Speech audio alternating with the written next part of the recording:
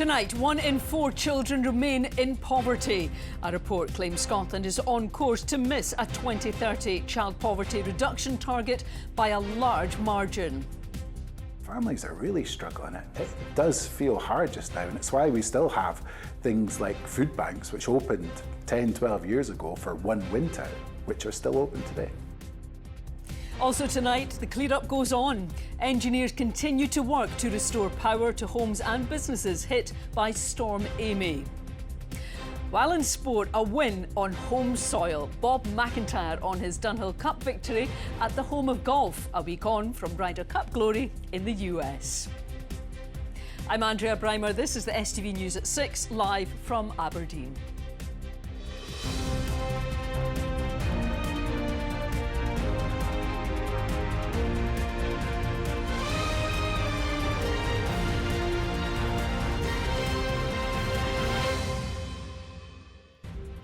A very good evening. Eradicating child poverty is one of the Scottish Government's key priorities. But with 1 in 4 children still affected, the Joseph Rowntree Foundation says targets to reduce it will be missed by a large margin unless radical political action is taken. The numbers are much the same as at the time of the last Holyrood election. The charity is now calling on all the parties standing for Parliament next year to do more. Gráinne Grehan reports. For a long time, I kind of just survived on the bare minimum, which made my mental health even worse. This is a reality for families struggling across the country. But this Challenge Poverty Week, more people are speaking out as they struggle to make ends meet. I was worrying about bills and food and, my accommodation. Am I able to cover my rent, because everything had changed and I was just in panic mode. I guess once I got the right information from the right people, they told me what I was entitled to. That helped hugely to be able to breathe again. A new report has found that around 1 in 4 children are living in poverty, and nearly 3/4 of those children live in a home with a working parent. But in-work poverty is on the rise, with 6 in 10 people experiencing it living in a home where someone works. The findings also blamed low benefits and housing costs for trapping people in deprivation. It's now led to calls for radical action from the Scottish Government. People's incomes are not improving significantly. For some families, they're getting worse. But at the same time, we've had massive inflation over the last few years. And even though it's slowed down a wee bit, it's still relatively high. Families are really struggling. It does feel hard just now. And it's why we still have things like food banks, which opened 10, 12 years ago for one winter, which are still open today. Would you like two? Because they need to be eaten today, really. At this food bank in Aberdeen, demand is only increasing. Around 80 food parcels are given to those in need every week. Everything right through from your bills to your food shop that you're having to go on, to taking young people out on trips. If you're looking to take a young person to go anywhere in the city or across Scotland, the price of everything's going up at the moment. So people are having to make that real choice between feeding families, feeding themselves, or going out and getting a bit extra. The Scottish Government has today announced further funding to tackle child poverty, with eligible grants of up to £100,000 offered to those who are successful. But those on the ground say this doesn't go far enough, and the demand on their services will only continue with winter on the horizon. Gráinne Grehan, STV News. Thousands of homes are still without power as the clear-up from Storm Amy continues. Hundreds of engineers and other specialists have been working to try and restore power to the remaining nearly 5,000 homes still affected. Travel has started to get back to normal though, but there is still some disruption. Well, Stephen is in the newsroom for us tonight. And Stephen, the storm really has caused quite a lot of damage, hasn't it? Yeah, at one point the winds over the weekend reached around 96 miles per hour on the west coast. Thousands over the course of the past few days have lost power.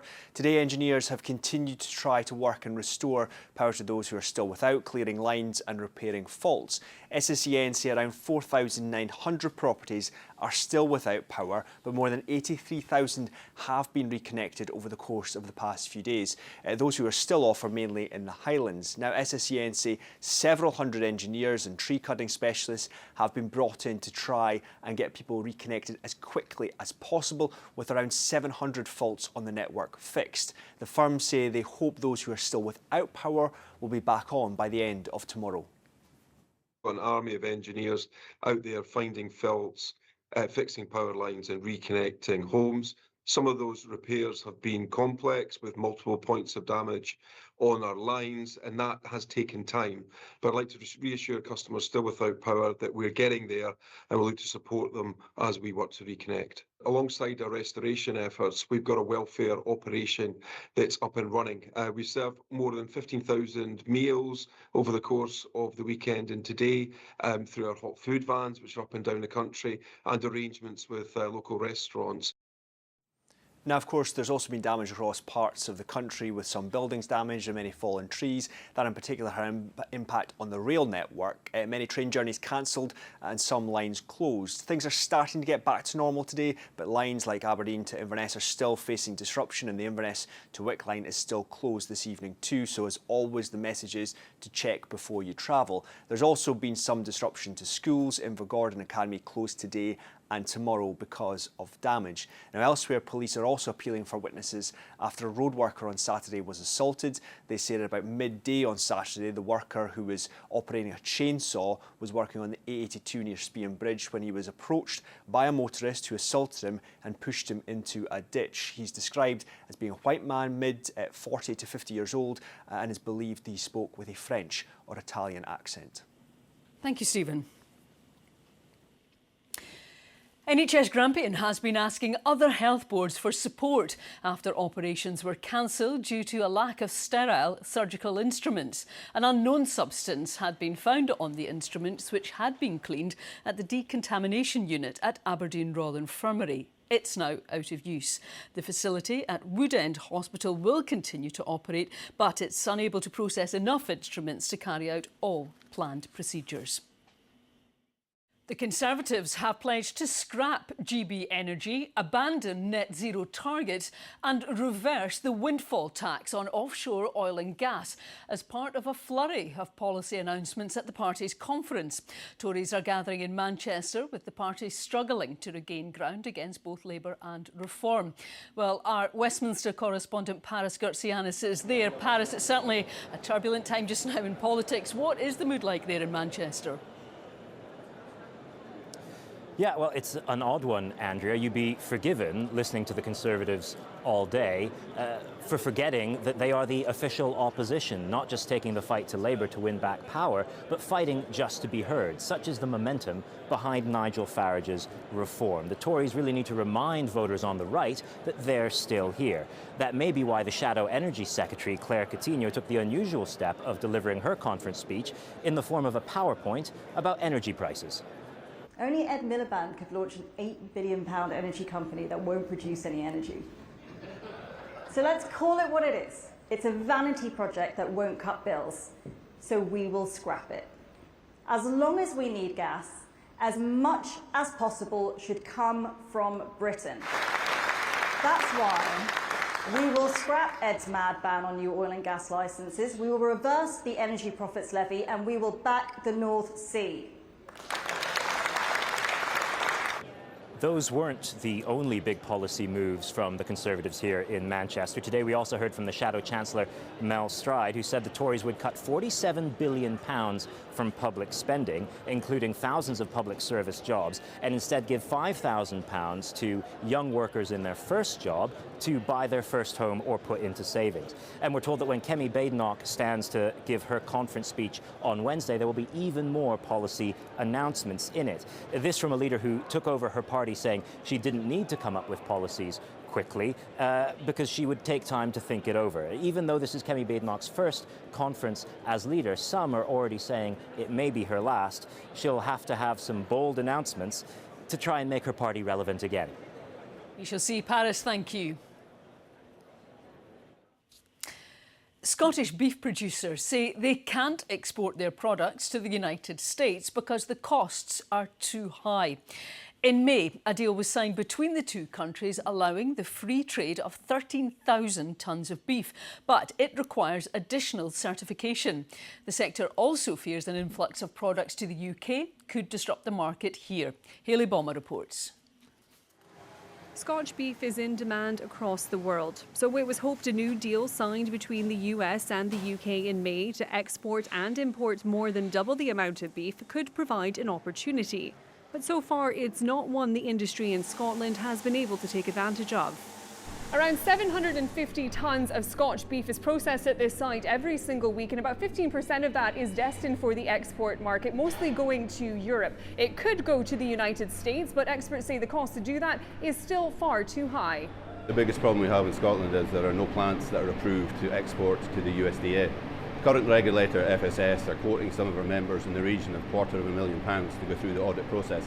So it's very unlikely that any plants will undertake that financial undertaking. The sector has faced challenges in recent years, mainly a supply and demand issue. There are not enough cattle to meet the global beef demand, let alone the domestic. Farming unions have also raised concerns about food standards if more products come from abroad, which the UK government maintain won't drop. But processors say an influx of meat from the United States could cause problems. We might have enough of product available for the UK. That means we can't export certain products to other countries. So balance is key. 13,000 tonnes coming in won't be a balanced. So if they are premium cuts, then it's going to have the potential to disrupt the market in the UK and Scotland. The Scottish Government say requirements for export are set by the United States and that they do have a range of schemes to support the farming sector. The industry will be watching the situation carefully as they process orders for the busy Christmas season. Hayley Bomber, STV News. Police investigating an attempted murder in Dundee have launched a hunt for a driver who fled the scene. A 41-year-old man was found badly injured following a disturbance on Ballantrae Road at around 11:45 on Saturday night. He's been treated in hospital where his condition is described as serious but not life-threatening. Detectives are trying to trace a dark-coloured vehicle which was seen making off at speed from the area immediately afterwards. They're also appealing to anyone who witnessed the disturbance or anything suspicious to come forward. Staff at Dundee University have voted in favour of industrial action for a second time amid the ongoing cash crisis at the institution. Hundreds of jobs are set to go as the university grapples with a £35 million deficit. Unions have repeatedly called for compulsory redundancies to be ruled out. 72% of UCU members at the university backed strike action on a turnout of 58%, with 90% of those saying they'd take action short of a strike. The university has been approached for comment. A three-car collision led to a road closure in Dundee this morning. The crash happened at a roundabout on Whitfield Drive around 11:15. 3 people were taken to hospital for treatment. The road was closed between Drumgeeth Road and Lothian Crescent to allow for investigations to be carried out. The collision involved a black Audi, a red Kia and a red Corsa. 8 police vehicles and 2 ambulances attended the incident. Now, he is one of the world's biggest pop stars and this weekend has been turning heads in Tayside and Fife. Justin Bieber has been playing some of Scotland's finest golf courses over the last few days in Gleneagles and St Andrews. And on Saturday, he enjoyed a night out in Dundee. Well, our reporter Cam Clark didn't quite get invited along, but he did spend the day speaking to those who did manage to have a word with their idol.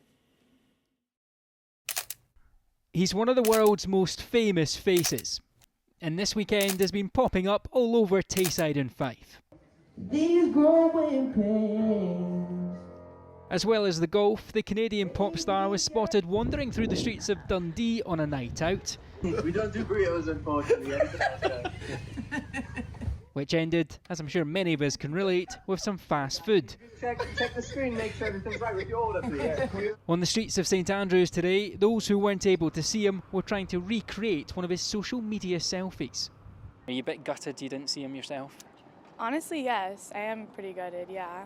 I mean, I grew up listening to Justin Bieber, so. At first we were all like, there's no way that's him, because we hadn't seen a photo of him in a while, and, you know, he's looking a little bit different now, but turned out we all got a good look and we were like, oh, that's definitely him. Do you wish that you managed to see him? No, he's a little bit younger for me, and his music is not something that I would prefer. But if the Beatles show up, I was thinking about seeing them. This fish and chip shop in St Andrews was more than happy to welcome Bieber, but they were so busy he had to settle for a takeaway. You ever had anyone of that level of stardom come to your chippy? We've had a lot of golf stars in here, but global superstar level, not really, not yet. But that was very interesting, because actually after someone realised, we got about half of St Andrews in here as well. They were all looking, wanting to take pictures of them, so it was a very interesting experience. Now, we don't know when Justin's Scottish holiday comes to an end or when he'll be back, but he's had a memorable impact on those he's met, some who may still not believe it. Callum Clark, STV News. Today marks the 45th anniversary of the West Highland Way. It's recognised by National Geographic as one of the world's top 20 trails. The 96-mile route, which starts in Glasgow and ends in Fort William, has seen more than 45,000 people complete the journey so far this year. However, organisers say parts of its infrastructure are under increasing strain from climate change. A lot of work goes into maintaining the 96 miles of path. So that's the path surface, all the bridges, way markers and so on. When there's a storm, as we've just seen with Storm Amy, there's a lot of excess water that causes drainage issues. There may be trees down. So a lot of work has to go in to clear that. Imagine doing it in this weather. Well, it's time now for the Sport with Chris. Now, there were so many talking points over the weekend, but we have to give special mention to Bob McIntyre. Oh, it was incredible. What a week that man has had. I know. He's riding the crest of a wave, isn't he? Top of the world a week ago at Bethpage Black in New York. And then to follow that up by his own admission on a diet of fish and chips, takeaways and the like. That's obviously the secret. Must be.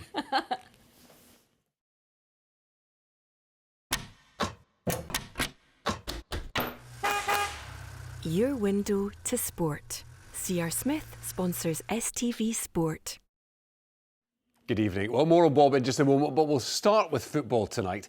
And Aberdeen manager Jimmy Tilleen was full of praise for his players as they finally found a way to score in a 4-goal demolition of Dundee. Well, Jesper Karlsson was the star man as the Swedish winger finally showed why he'd moved for huge money in his career with a double to put a smile on the faces of the Aberdeen support. As for Dundee, well, Dee's manager Stephen Presley accepted responsibility for what he thought were tactical inadequacies. But in truth, they were always second best on the day. Cheers, not jeers. The boos from the home fans that had become almost traditional to welcome the end of a game were swapped out yesterday for an Aberdeen team that scored a goal, won a league game and, whisper it, entertained their fans. The relief was clear on Don's manager Jimmy Tilleen's face in his post-match press conference. The day it all clicks, Jimmy. You've perhaps threatened this kind of result, but the performance and all the aspects haven't been there together, but today it was. Yeah, I think, again, we still have things to improve for sure, and we're growing week by week with the team now, and also talk about after Shakhtar game, the connection with our support is so important, and we have to do our thing first and show the effort on the pitch, and then we get this connection and energy. And today, from the start of the game, the connection was there, and the team is putting the effort in and also get more what they deserve. It began with VAR doing its non-controversial job. Cam Congreve handled the ball and a penalty was awarded. John McCracken closer to saving Jesper Karlsson's effort than perhaps he thought. One soon became two. This time Adil Aushish refused to panic when his shooting chance had disappeared to poke the ball through a narrow gap for his first for the club. And as the half progressed to the break, Emmanuel Jamfi, who's always impressed since returning from pre-season injury, showed just how much confidence can transform a team when he delayed his lofted pass perfectly into Stuart Armstrong's path for the Scotland man to return the favour as the German continued his run to flick in his first senior goal. The best goal of the match came in the second half. Jesper Karlsson, who came to Aberdeen looking to force his way back into the Sweden team, may be taking steps towards that target. Marko Lazetic produced the touch and pass to feed the Swede, but his outrageous skill worked space for the shot that gave McCracken no chance to prevent.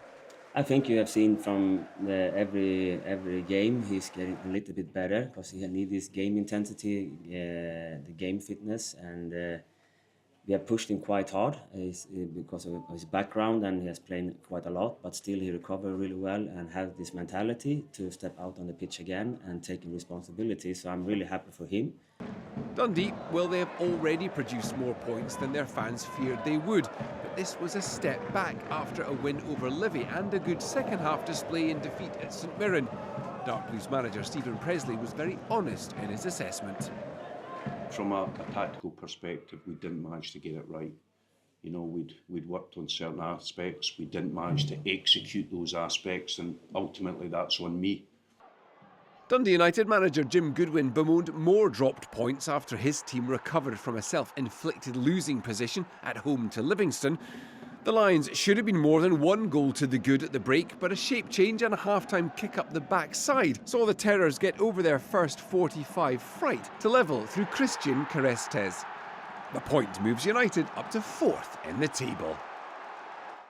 Well, Rangers are tonight looking for their 5th manager in just 3 years. Russell Martin was sacked after being forced to leave Falkirk Stadium with the help of a police escort. Angry fans vented their fury after another disappointing result. Well, Raman Bardwaj is at Ibrox now with the latest.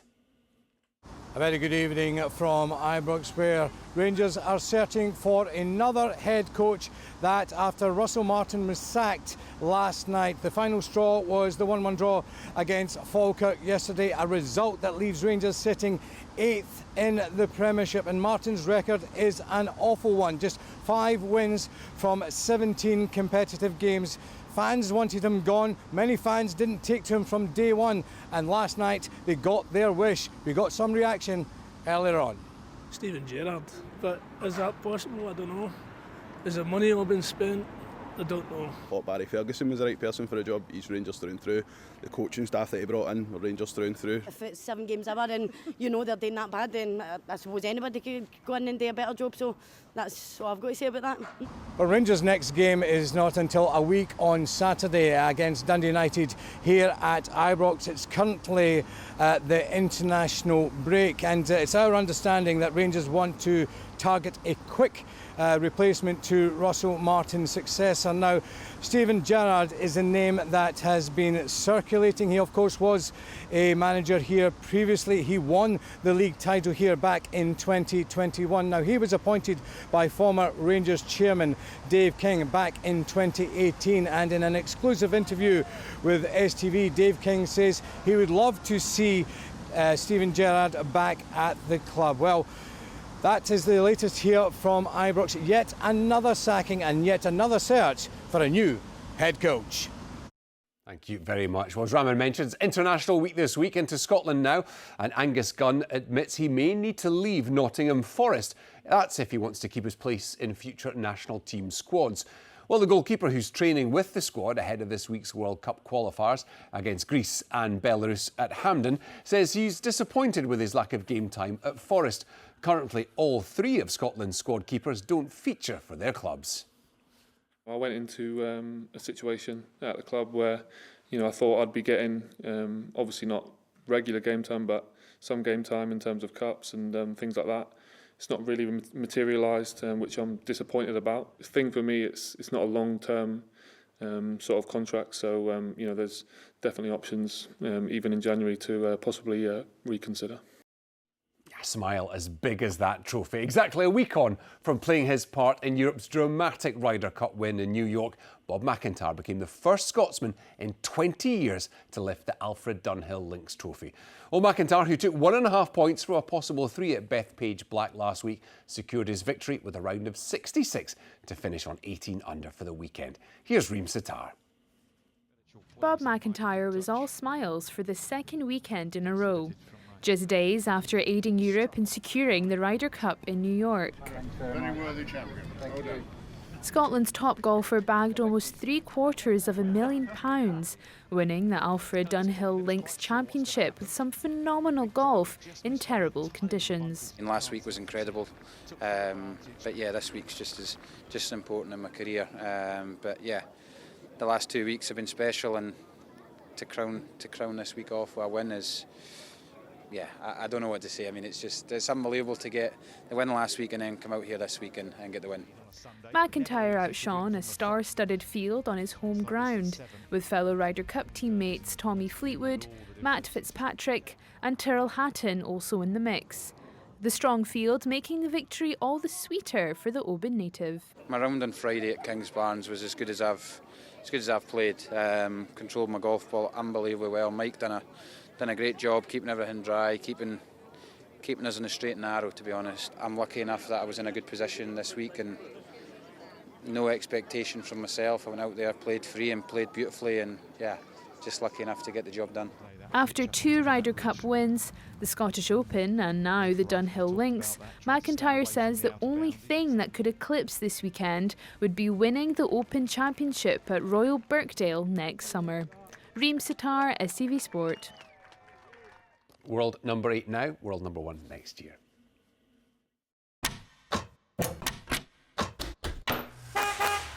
Your window to sport. C.R. Smith sponsors STV Sport. Well, that takes us to the weather forecast now. Philip is standing by, thankfully still standing after that weekend. It really was stormy, wasn't it? We saw the impact earlier in Stephen's report. Are we done now with Storm Amy? Yes, Andrea, Storm Amy has cleared, but things are remaining unsettled, unfortunately, for the first half of this week, with further wet and windy conditions. However, no immediate signs of our next storm, thankfully. There we go, I've just cursed it probably. Storm Amy, our first named storm of the new season, was pretty impactful and disruptive on Friday night, with widespread travel disruption, power cuts and many trees down across the country. Our maximum wind gust associated with Storm Amy was 96 miles per hour recorded on Tyree, but this is provisional, as funnily enough the site lost power at 6 o'clock on Friday, so a higher value could have been observed, but we'll only know this once it gets back online. The highest recorded October wind gust since 1985 as well. Early signs of something more settled this upcoming weekend. Let's take a look at the forecast. A breezy morning will be followed up with a flurry of fresh delights for lunch. TUI sponsors STV Weather. Well, as we head through the rest of this evening and overnight, most of the heaviest rain is staying confined to the very far north and northwest of the country. Here it's remaining relatively dry overnight. We'll see light winds, some clear skies initially. Tonight there is a chance of spotting the northern lights quite early on in the evening, and we've also got our first supermoon of 2025, our first of 3. There's another in November and in December, so with the clear skies, a good chance of spotting that. Clouding over though as we head into the early hours of tomorrow morning, with lows tonight of around 6 or 7 degrees Celsius. So looking ahead to tomorrow, we start to see a cold front moving in from the north and the northwest, bringing with it thicker cloud and a band of showery outbreaks of rain. So a bit of a grey, dull, murky start to Tuesday. That cold front is slow to clear south and southeastwards. Behind it though, we do see some drier and brighter conditions through the second half of the afternoon. With that cold front moving through, it does introduce a colder air mass, so temperatures will be dropping tomorrow. It will be feeling noticeably fresher, certainly compared to today. Highs of around 15, 16 degrees Celsius. Then looking ahead to Wednesday, another frontal system just to the northwest of us, so cloudier and rainy conditions across the north and west. Elsewhere, plenty of breaks between the cloud, with highs once again of around 14 or 15 degrees. Bye-bye. TUI sponsors STV Weather.